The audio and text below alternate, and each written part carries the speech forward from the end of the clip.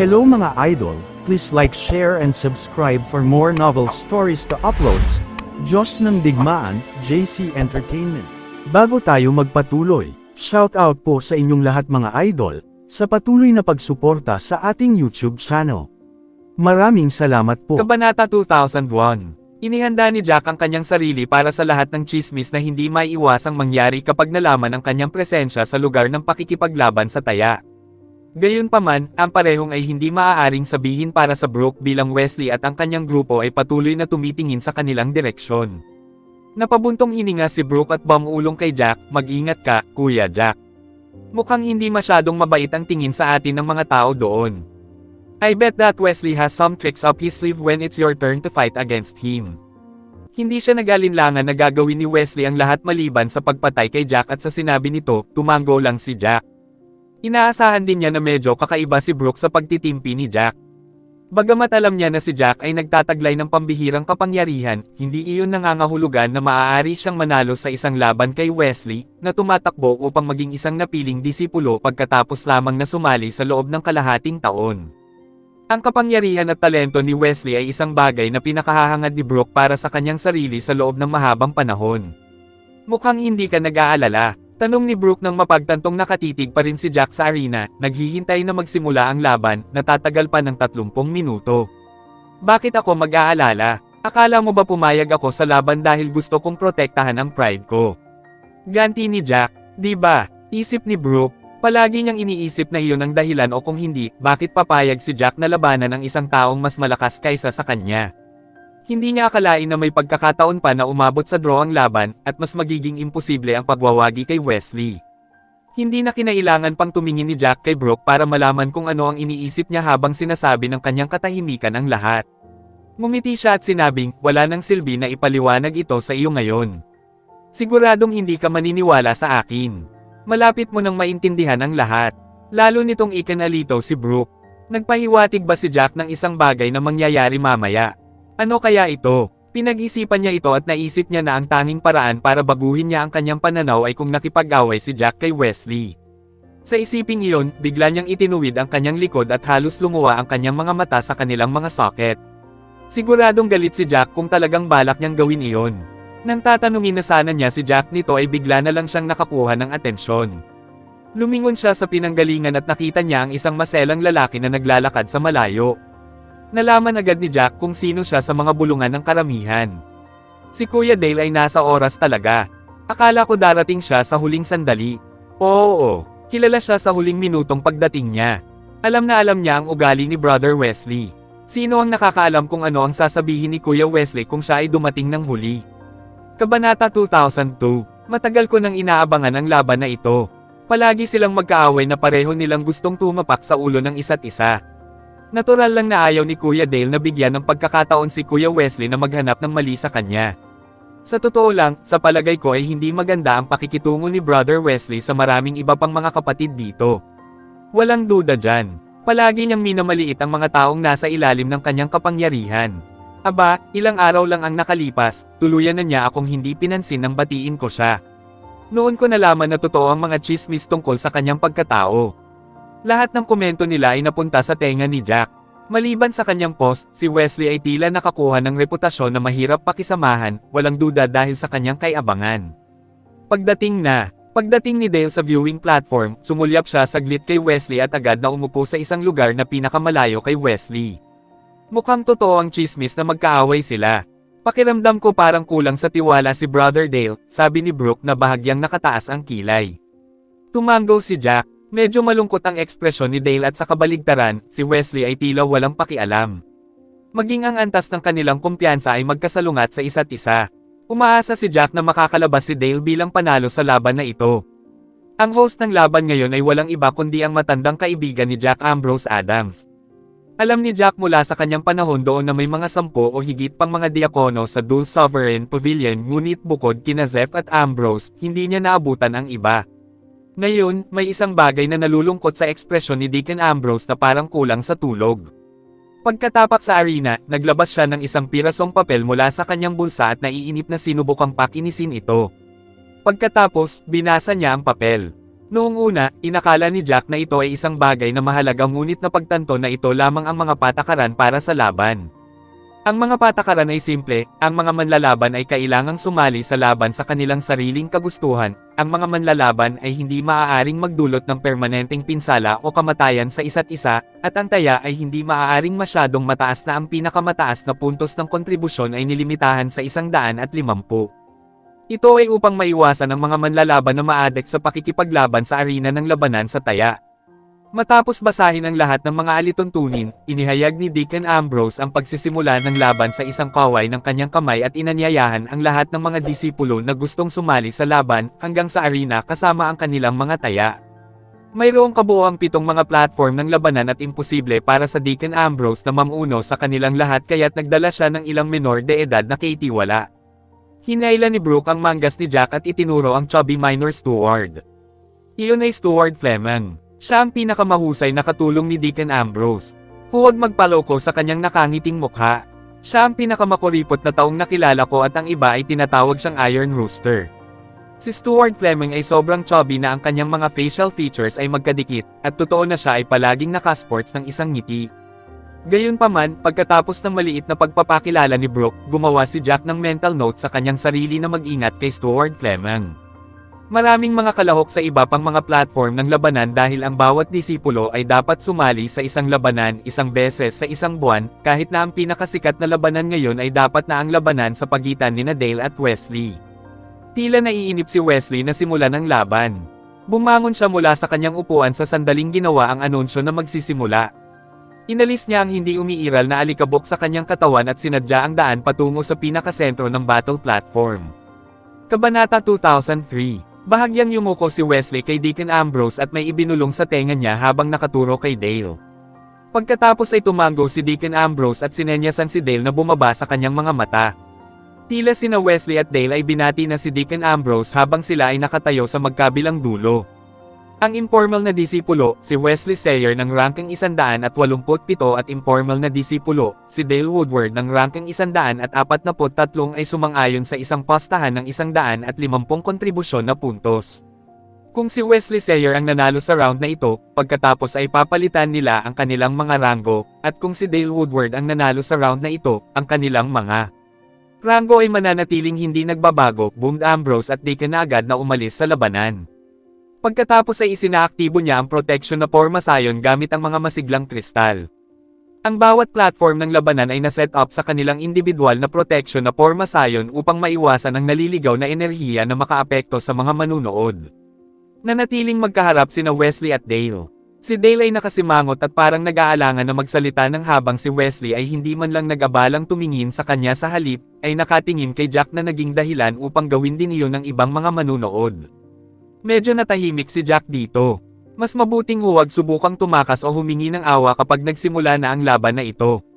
Walang silbi ang paghingi ng awa. Kailangang tuparin ang mga pangako. Kung hindi, maging handa na maging katatawanan ng lahat, sabi ni Wesley habang nakataas ang baba.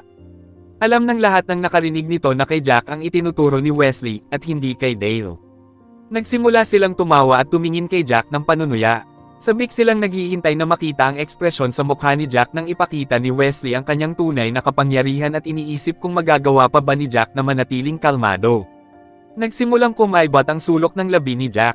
Sawang-sawa na siya sa kukulaitan ni Wesley at iniwas ang tingin sa kanya.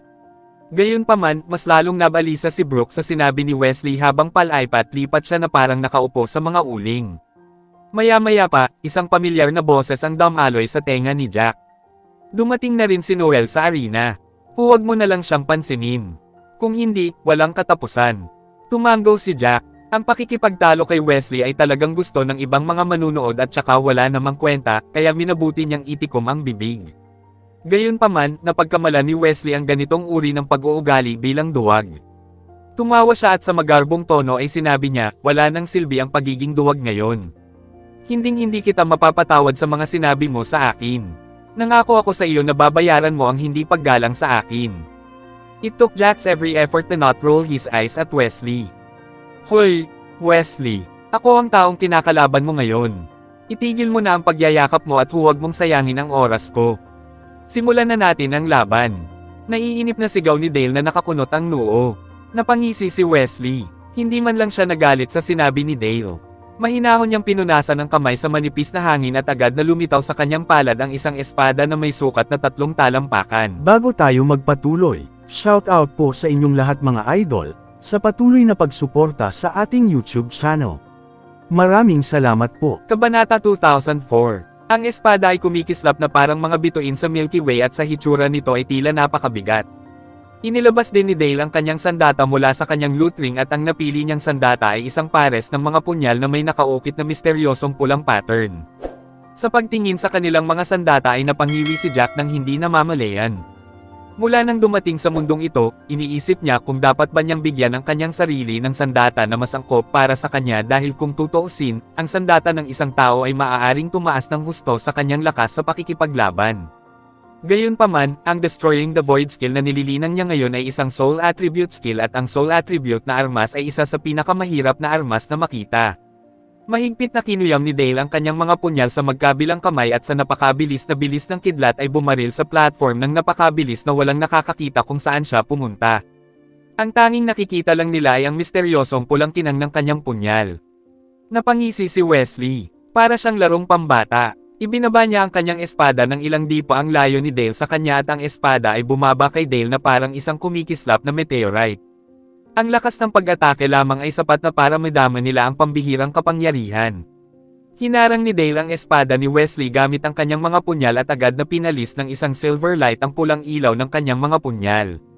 Habang suspendido pa rin sa himpapawid, pinilipit niya ang sarili palayo sa silver sword light na bumagsak sa battle platform na may malakas na putok. Sa kabutihang palad, ang battle platform ay ginawa gamit ang isang espesyal na material na naging halos imposible para sa mga mandirigma na sirain. Gayunpaman, napakalakas ng atake ng espada ni Wesley kaya nag-iwan ito ng mahinang marka. Nalaglag ang panga ng karamihan sa mga manunood matapos makita iyon at muli, nagsimulang magbigay ng kanilang 2 sentimo.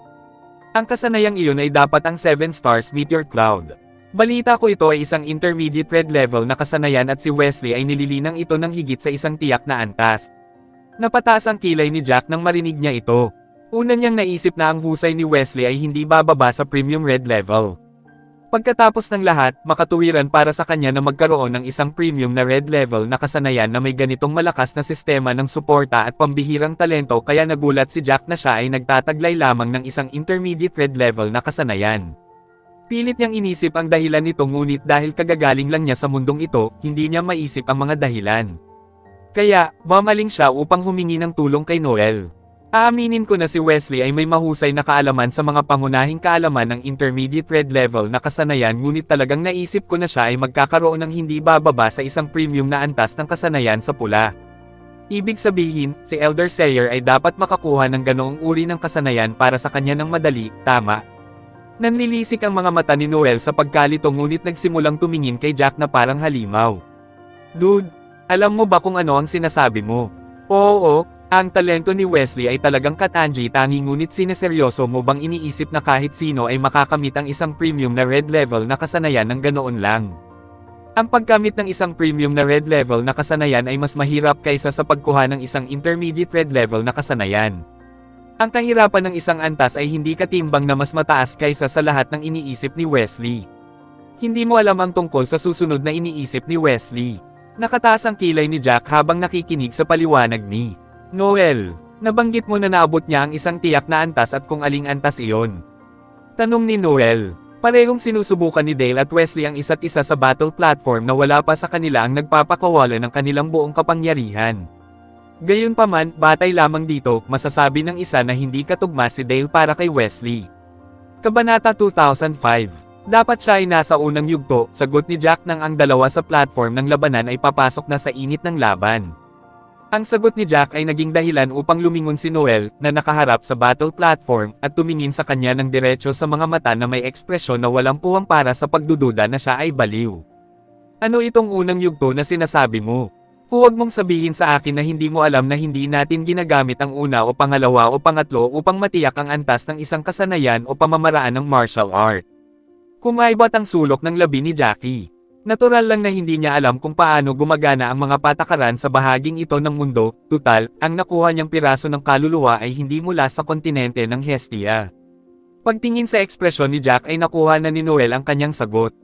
Nagsisimula na akong maghinala na naninirahan ka sa ilalim ng bato sa lahat ng ito. Paanong hindi mo alam ang lahat ng ito? Sabi ni Noel sabay air of resignation. Umubo ng mahina si Jack habang iniisip kung paano sasagutin si Noel. Oo, tama ka. Naninirahan ako sa ilalim ng bato sa loob ng mahabang panahon. Sana hindi mo ako pansinin na itanong ko ang lahat ng ito. Sabi nila kahit sino ay maaaring maging guro mo at nagkataon na akin ka ngayon. Ang mga salita ni Jack ay halatang ginawa ang trick para kay Noel habang sinimulan niyang ipaliwanag ng masaya sa kanya ang tungkol sa lahat ng panloob na gawain ng kontinente ng Hestia. Ano man ang pamamaraan o kasanayan, may tatlong antas sa paglilinang paunang, bihasa, at pagiging perpekto. Halimbawa, ang 7 stars meteor cloud ni Wesley ay tila nasa antas sa pagitan ng preliminary at proficient na kahulugan upang sabihin na natamo na niya ang paunang antas at malapit na sa antas ng kasanayan. Kapag naabot na niya ang antas ng kahusayan sa isa, tiyak na magagawa niya ng pababain ang kanyang antas ng dalawa, siya ay tiyak na makakabagsak sa antas ng kanyang dalang espada. Tumanggaw si Jack at nahulaan na hindi pa niya nahawakan ang paunang antas sa kanyang paglilinang ng kasanayang Destroying the Void. Ayon sa panimula ng kasanayan, ang isa ay kailangang makapag-condense at master ang control ng hindi bababa sa 10 soul swords para maabot ang preliminary level. Hindi lang kailangang pagsamahin ni Jack ang 10 soul swords kundi isa-isang kontrolin din ang mga ito para palibutan ang kanyang mga kaaway. Sa isiping iyon, nagsimula siyang magpanik dahil wala siyang ideya kung anong uri ng martial skill ang pinakaangkop para sa ganitong uri ng pag-atake. Dapat ba niyang sundin ang mga yapik ni Dale at piliin ang mga punyal? Sa sandaling pinag-iisipan niya ang lahat ng ito, ang labanan sa pagitan nina Wesley at Dale ay umabot na sa kasukdulan. Si Wesley ay kumikilos tulad ng isang lalaking paboril habang kumpiyansa niyang binomba si Dale ng kanyang mga atake ng espada at mula sa pagsimangot sa mukha ni Dale, sinusubukan niyang pigilan ang kanyang galit sa kawalan ng kakayahan ng lahat ng ito. Sa wakas, ayaw ni Dale na magpatuloy. Sa isang tulak ng kanyang nakatutok na paa, nagawa niyang maglagay ng distansya sa kanilang dalawa. Mabilis siyang nagsagawa ng handsil at ang mga sinag ng pulang ilaw ay nagsimulang bumalot sa buong lugar habang ang mga ito ay naging apoy na sumasayaw sa parehong ritmo na parang sila ay mga synchronized na manlalangoy. Mga uwak ng banal na langit. Mabangis na sigaw ni Dale. Ang mga apoy ay nagsimulang mag-alab ng mas masigla at, sa pagkamangha ng lahat ng mga nanunood, ay naging mga nagninangas na ibon. Kabanata 2006. Ang nagninangas na mga ibon ay lumipad sa paligid ng lugar at nag-iiwan ng bakas ng apoy tuwing sila ay pupunta. Ang bawat isa sa mga ibon ay binubuo ng mga apoy, at maging ang mga balahibo ay umiikot na may pattern ng apoy. Ito ay dapat ang pinakamalakas na kasanayang ginamit ni Dale. Kung tama ang pagkakaalala ko, ang Divine Sky Crows ay isa ring intermediate red level na kasanayan. Gayunpaman, mahirap sabihin sa unang pagkakataon kung saang cultivation level siya naruroon. Maaaring siya ay nasa parehong antas ni Wesley ngunit, napuno ng kulay ng Fire Engine Red ang buong battle platform na sumasalamin sa lahat ng mata ng mga manunood. Inilabas ni Dale ang kanyang malalaking baril, ang Fire Attribute skill na pinakamagaling niya. Alam niyang dehado para sa kanya ang magpatuloy dahil napagtanto niyang hindi siya katapat ni Wesley. Sa isang sigaw, inihagis niya sa langit ang magkabilang Fire Engine Red dagger niya. Kaya niyang kontrolin ang mga punyal gamit ang kanyang mga iniisip. Agad na naghalo ang mga punyal sa naglalagablab na mga ibon, at alam ng lahat doon na ito ang magiging pinakamalakas niyang pag-atake. Bumaba ka, talo ka. Galit na sigaw ni Dale. Kaagad, lahat ng naglalagablab na ibon ay tumalsik na bumaril kay Wesley, na nabahira ng pula ang kanyang paligid. Sa kaibahan, ang kanyang mapatla at kalmadong mukha ay tila kumikinang habang ang espada sa kanyang kamay ay umuugong na may mahinang tunog. Itinutok niya ang kanyang espada kay Dale at mahinahong nagsagawa ng handsil nang malapit ng bumangga sa kanya ang nagliliyab na mga ibon. Kaagad, hindi mabilang na mga ilaw na pilak ang lumitaw sa himpapawid. Bagamat tila hindi napapansin ang mga ilaw na pilak sa ilalim ng pulang kinang ng nagliliyab na mga ibon, nagsimula itong lumiwanag ng palapit ang nagliliyab na ibon. Gamit ang isang alon ng kanyang kaliwang kamay, ang mga pilak na ilaw ay nagtipon at baliw na umikot sa kanyang espada na hawak niya sa kanyang kanang kamay. Sa isang kisap mata, ang mga ilaw na pilak ay naging dalawang maliliit na bituin, napakaliit ay ang dalawang bituin na hindi bababa sa 1 bilyong beses na mas maliit kaysa sa mga tunay na nasa itaas ng kalangitan. Gayunpaman, naramdaman ng mga manunood ang malupit na enerhiya mula sa pares ng mga umiikot na bituin. Ang bilis at kapangyarihan ni Wesley ay biglang tumaas ng husto at nang walang anumang babala, tumalon siya sa langit at ibinaba ang kanyang espada sa nagliliyab na mga ibon. Ang tanging maririnig ay ang hangin na napunit at ang nagninangas na mga ibon ay nagsimulang bumaba ng isa-isa sa kanyang pag-atake. Hindi sila kailanman nagkaroon ng pagkakataon laban sa espada ni Wesley. Nagpatuloy si Wesley sa paglalaslas sa mga naglalagablab na ibon at sa ilalim ng buff ng kanyang dalawang mini-star, mas lalong lumakas ang bilis ng kanyang pag-atake. Ang ilan sa mga mahihinang informal na disipulo ay hindi man lang nakasabay sa kanyang espada at malalaman lamang kung nasaan siya kapag nahulog ang nagninangas na mga ibon mula sa langit. Sa kabilang banda, pawis na pawis si Dale. Muli siyang nagsagawa ng isang selyo ng kamay upang palakasin ang apoy at mapatawag ang mga nagliliyab na ibon. Gayunpaman, hindi ito naging hadlang kay Wesley.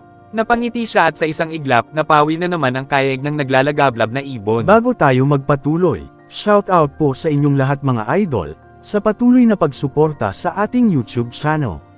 Maraming salamat po. Kabanata 2007. Ang nag-aapoy ng mga ibon ay ang condensation ng enerhiya ni Dale at binago pabalik sa orihinal nitong pulang liwanag na estado na kumalat sa paligid ng tamaan sila ng espada ni Wesley. Ang bilis ni Wesley sa pagpapalayas ng mga pag-atake ay napakabilis ng kidlat at kahit na patuloy na pinupunan ni Dale ang nagninangas na mga ibon ng kanyang tunay na enerhiya, mayroon pa ring malaking butas na puwang.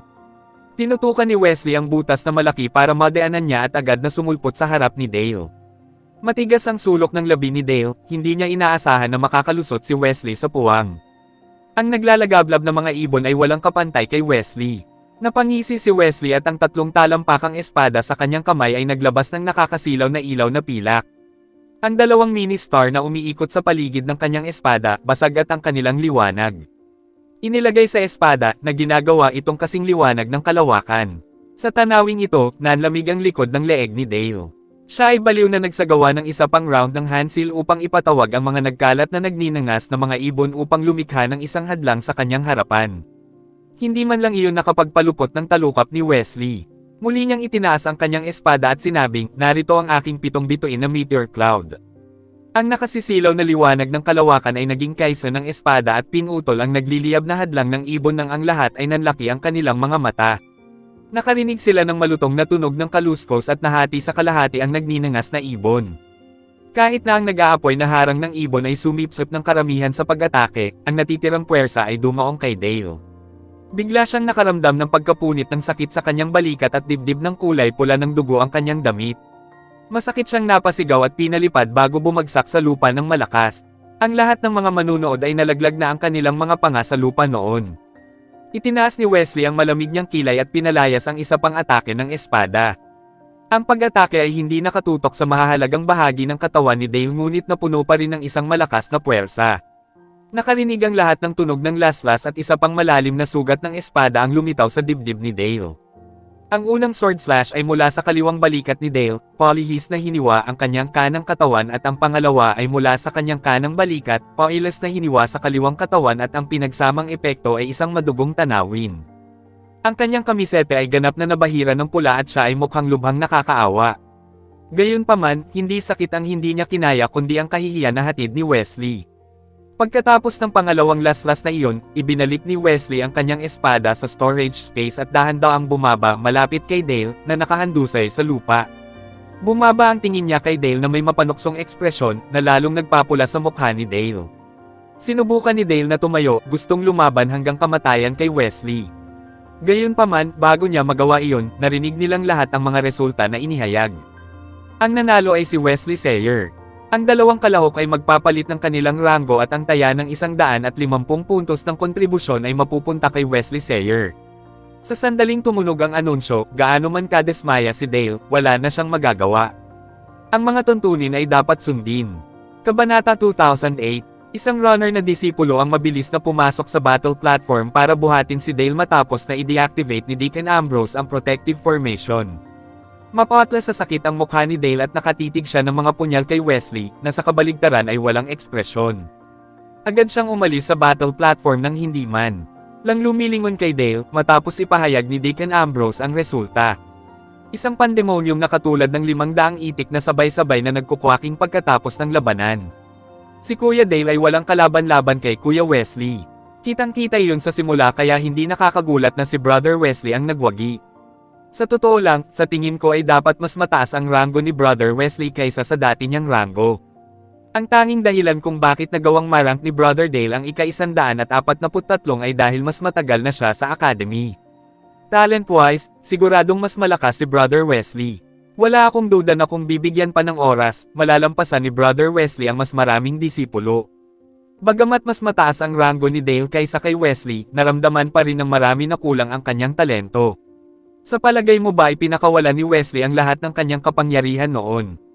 Nagtanong sa isang tao at marami pang opinyon ang sumunod. Sa tingin ko ay hindi. Nakahinga siya ng maluwag nang bawiin niya ang kanyang espada. I can guarantee you that he has more energy left.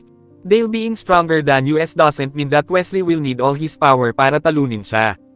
Oo, naiinggit ako sa talento ni Wesley. Sa amin, siya ang pangalawa sa pinakatalentadong disipulo pagkatapos ni Brother Duncan. May kaunting posibilidad na siya ay maging isang napiling disipulo. Ano ang ibig mong sabihin sa maliit na posibilidad? Sa tingin ko mas mataas ang posibilidad niya kaysa doon. Baka maging future elder pa nga siya sa tulong ni Elder Sayer. Siguradong may magandang kinabukasan siya. Ang mga komentong ito ay nagdulot ng pagkainggit sa maraming puso ng mga alagad. Gayunpaman, ang pakiramdam ng selos ay may halong paghanga, sa makatuwid, wala silang gagawin kay Wesley sa kanyang likuran. Paano sila kung siya ay paraan na mas matalino kaysa sa kanila? Napabuntong hininga si Noel at sumulyap sa gilid ni Jack. Inaasahan niyang magiging masama ang loob ni Jack matapos makita kung paano madaling natalo ni Wesley ang 143rd ranking na si Dale. Tiyak na mararamdaman niya ang napakalaking pressure na parang idiniin sa ilalim ng 100 bato kung siya ang kailangang makalaban kay Wesley sa susunod na labanan. Gayunpaman, sa kanyang sorpresa, napagtanto niya na hindi man lang napatikip ng mata si Jack. Ang kanyang ekspresyon ay nanatiling walang pakialam at walang tibo sa harap ng kapangyarihan ni Wesley.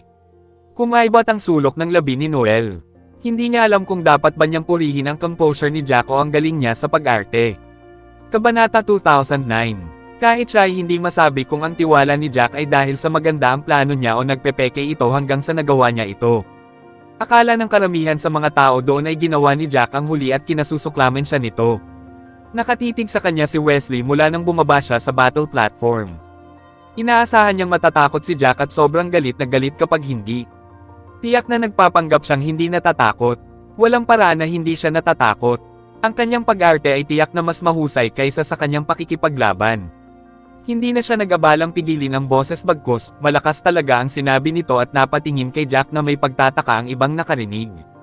Ang sobrang kalmadong pag-uugali ni Jack ay nagbigay sa kanila ng walang pag-aalinlangan na tiyak na nagkukunwaring hindi siya natatakot. Hindi nag-abala sa kung ano ang iisipin niya sa kanila, nagsimula silang magbigay ng kanilang 2 sentimo na halaga. Og, hindi ko matitiis na mukhang kalmado siya. Naiintindihan ko siya na nananatiling kalmado kung hindi niya nakita kung ano ang magagawa ni Brother Wesley. Hindi ko nga alam kung bakit siya nag-abala sa pagkukunwari kung alam ng lahat na ang kapangyarihan ni Brother Wesley ay maaaring may rank sa pinakamataas na 100 sa amin, mga informal na disipulo. Ginagawa niya siguro ito para protektahan ang sarili niyang ego. Kahit gaano pa siya kitikot, hindi niya hahayaang makita ng mga tagalabas pero mas lalo lang siyang pinagtawanan.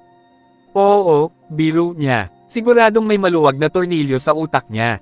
I think he might be in a state of shock. I would be scared shitless right now if I was him. Tama ka. Kalimutan mo na ang sama ng loob nilang dalawa, hindi naman talaga kinailangang ipahiya ni Wesley si Dale sa huling hampas na iyon. Bagamat ang huling strike na iyon ay hindi nagdulot ng permanenteng pinsala kay Dale kaya hindi lumabag si Wesley sa anumang mga patakaran ngunit walang pag-aalinlangan na nagdulot ito ng permanenteng emosyonal na pagkakapilat sa kanya. I'm sure si Jack ay magdaranas ng mas matinding kahihiyan kaysa doon. Sa tingin ko, ganoon din. Si Brother Wesley at Brother Dale ay hindi talaga nagtataglay ng anumang matinding galit sa isa't isa at gayon pa man ay tinitingnan kung ano ang ginawa ni Brother Wesley sa kanya. Siguradong may pinaplano siyang mas masahol pa para kay Jack. Hindi naman sila nag-abalang ibaba ang boses kaya natural lang na narinig ni Jack ang mga sinabi nila. Gayunpaman, ang kanyang ekspresyon ay nanatiling walang kibo at hindi man lang siya tumingin kay Wesley. Muling kumaibat ang sulok ng labi ni Noel. Hininaan niya ang boses niya at sinabi kay Jack, hindi ka ba talaga natatakot? May intensyon si Wesley na ipahiya si Dale sa simula pa lang. Parang, Mart sa dibdib ni Dale. Isang sampal sa mukha niya. Kung magagawa niya iyon kay Dale, isipin mo kung ano ang gagawin niya sa iyo. So ano? Tanong ni Jack na medyo mahina ang boses at may ngiti sa labi. Maraming salamat sa lahat mga idol na sumusubaybay sa ating channel. Please subscribe to our YouTube and Facebook channel, JC Entertainment. Maraming salamat po. Kabanata 2010. Ang dalawang salitang iyon ay hindi nakapagsalita kay Noel. Napatitig sila ni Brooke kay Jack, hindi alam kung ano ang sasabihin. Kung tutuusin sa sagot ni Jack, parang hindi talaga siya natatakot pero hindi pwede. Naninindigan sila na nagpapanggap siyang kalmado. Nagsimula ring kumikibot ang mga sulok ng labi ni Brooke. Napakalakas na ni Wesley sa isang runner na disipulong tulad niya. Walang paraan na manalo siya sa pakikipaglaban sa kanya sa loob ng 1,000,000 taon at talagang nag-aalala siya para kay Jack. Marami sa mga manunood doon ang nagsimulang isipin kung ano ang mangyayari sa labanan nina Wesley at Jack. Mapapalipad ba si Jack sa isang hampas ng espada? Siguro gagawin ni Wesley ang lahat para ipahiya siya sa pamamagitan ng pag-ukit ng ilang X sa mukha ni Jack.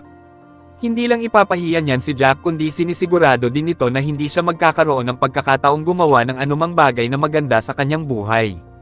Ayon sa pagkakaintindi nila sa personalidad ni Wesley, alam nilang malaki ang posibilidad na mangyari iyon.